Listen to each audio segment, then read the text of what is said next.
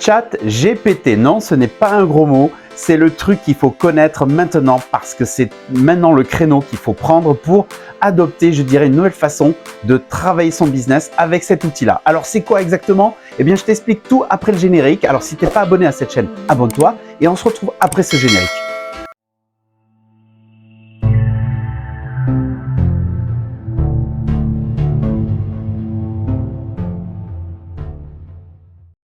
Alors, ChatGPT. Alors, effectivement, le nom est un peu bizarre, mais c'est un produit, on va dire ça comme ça de manière vulgaire, pour vulgariser la chose. C'est un produit de OpenAI qui est en fait une intelligence artificielle qui est développée dans la Silicon Valley. Alors, je ne vais pas te faire le détail de qui a construit ça, ces trois concepteurs de la Silicon Valley. Derrière ça, ils ont eu des fonds alors de Elon Musk, aussi Microsoft et je crois d'Amazon, de Jeff Bezos, voilà. Et tout ça pour te dire qu'il y a du monde derrière et c'est pas pour rien.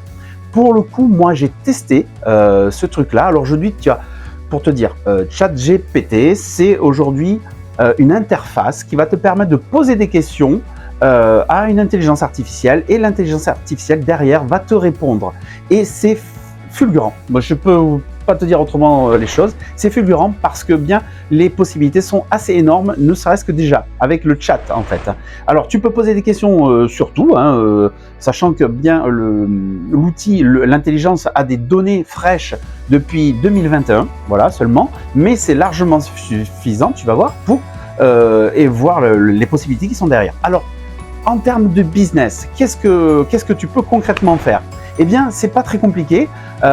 Si tu as un blog, un blog avec des articles tout simplement, ou que tu fais du copywriting, des choses comme ça, eh bien, il suffit de demander à l'intelligence artificielle, tu vas voir, je vais te montrer derrière mon écran, là, voilà, tu saisis derrière ton écran une question. Alors, tu peux demander, rédige-moi un article de 500 mots sur le domaine des hamburgers, tiens, voilà, on le tape.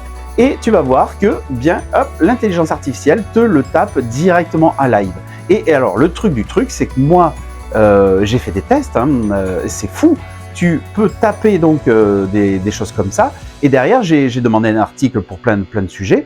Et derrière, j'ai utilisé des sites qui permettent de vérifier s'il n'y a pas du plagiat. Eh bien, figure-toi qu'il n'y a pas de plagiat. Et à chaque fois que tu reposes la question, l'outil, l'intelligence artificielle reformule la réponse d'une autre manière avec d'autres variables, d'autres réponses. C'est un truc de fou. C'est vraiment, je dirais, un truc à prendre en marche. Alors, est-ce qu'on peut parler d'une révolution? Je ne sais pas, parce qu'on a déjà, ça existe, l'intelligence artificielle. Alors, le mot intelligence ne me plaît pas trop parce qu'il n'y a pas vraiment, on ne pourrait pas dire vraiment de l'intelligence, mais c'est la manière dont c'est codé. Quoique, il y a débat encore, je ne suis pas un spécialiste là-dessus, mais en tout cas, ce qu'on peut dire, c'est que les progrès à ce niveau-là sont fulgurants et je crois que d'ici 2-3 ans, ça va changer la donne. Ça change déjà la donne. Alors, tu vois, rien qu'avec l'article de blog, tu vois, si tu as un blog, eh bien, tu peux créer des articles. Alors après, la question de savoir est-ce que Google va détecter que c'est un truc fait par une intelligence, eh bien, a priori, non. Je dis a priori parce qu'il y a des débats là-dessus. Il y a d'ailleurs Google qui, a priori, aussi, c'est un article que j'ai lu, qui annonce que, justement, ils essayent de contrecarrer ce truc-là, mais ils ont du mal. Voilà, tout simplement. Alors, d'autres idées de business, oui, par rapport à cette intelligence artificielle, ce que j'ai pu lire aussi, je te livre un peu ce que j'ai lu sur le moment, parce que je découvre comme toi, si tu le connais pas, ben moi j'ai découvert il y a 2-3 jours, et tu vas voir, c'est un truc de fou, parce que aujourd'hui, je sais pas si ce truc-là va rester encore en libre service, mais honnêtement, c'est un truc de fou. Moi, je code, je développe des applications, et dernièrement, tu vois, je vais te montrer sur mon écran, j'ai demandé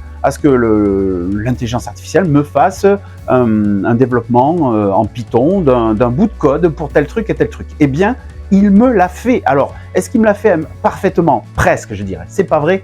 On peut pas dire que le truc est à 100% opérationnel en termes de si tu prends le code et tu le lances comme ça marche. Non, parce que, eh bien, il faut comprendre que l'intelligence artificielle, elle fait ce qu'elle peut avec les données que tu lui donnes en entrée et elle émet des hypothèses. Donc, il faut être hyper précis dans ce que tu lui donnes comme information pour pouvoir avoir un résultat qui correspond, je dirais, alors à 99% à ce que tu souhaites. Mais honnêtement, après avoir essayé pendant une soirée l'outil, rien que sur du développement, j'ai gagné une demi-journée de boulot. C'est un truc de fou, je te jure. J'ai gagné une demi-journée de boulot. Pourquoi? Parce que tout simplement, j'ai demandé de coder des trucs qui sont habituellement assez simples à faire, mais aussi des trucs un peu plus compliqués, mais qui prennent du temps à coder. Alors bien sûr, aujourd'hui, il existe des extensions, des plugins sur Visual Studio ou sur Eclipse, ce que tu utilises comme éditeur pour développer, mais ce truc-là est encore mieux parce qu'en fait, il va pouvoir t'aider. C'est un peu le copilote de ton projet. Et du coup, ce qui me fait amener à une chose, et c'est vraiment, je dirais, la chose qui m'amène aussi sur cette chaîne, à faire vivre cette chaîne, c'est que, bien, moi j'ai toujours eu des idées pour développer des trucs, pour faire des choses, pour enclencher des projets.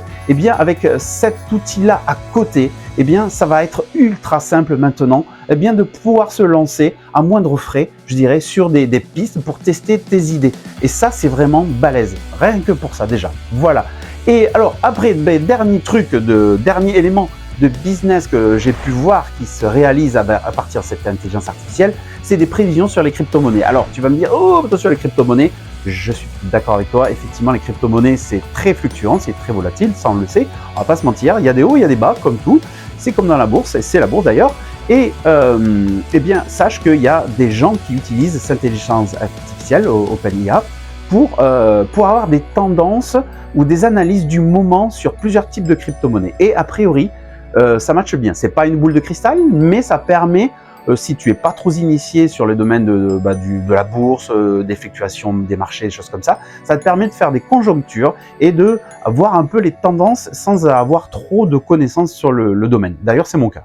Donc moi, j'ai des crypto-monnaies, mais je ne fais pas de trading là-dessus. Mais il y a des gens qui le font. Donc ça, c'est aussi une idée de business, voilà, pour déjà 2023. Et alors, tu vois, on peut imaginer plein de choses. C'est à toi, maintenant, à ton imagination, d'aller voir les choses. Alors, ma dernière recommandation par rapport à cette intelligence artificielle, qui est vraiment fantastique, eh bien, il y a, à mon avis, c'est pas à mon avis, il y a une phase d'adaptation. Parce que ce que tu peux voir, c'est que si tu lui demandes une chose, tu peux lui faire référence à la chose précédente que tu lui as demandé. Par exemple, mon bout de code, je lui ai dit, écoute, ouais, ok, tu m'as fait ça, mais rajoute-moi une boucle dedans pour faire ci, faire ça. Et il me l'a fait. Il a repris mon code, enfin son code, il l'a repris, il l'a remanié. Donc tu vois, il est capable aussi de reprendre ce que tu lui as demandé. Et donc, c'est à toi maintenant l'idée, c'est à toi de comprendre comment ça fonctionne.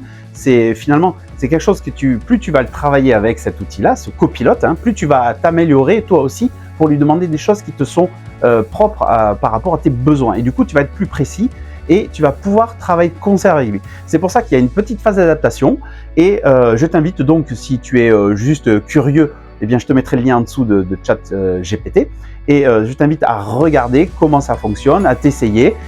C'est assez drôle, c'est assez ludique, mais c'est aussi assez intéressant pour construire, pour t'aider dans ton business, tout simplement. Voilà, j'espère ne pas avoir été trop long dans cette vidéo. En tout cas, on se retrouve pour une prochaine pour des sujets encore plus sympas. Et bye bye!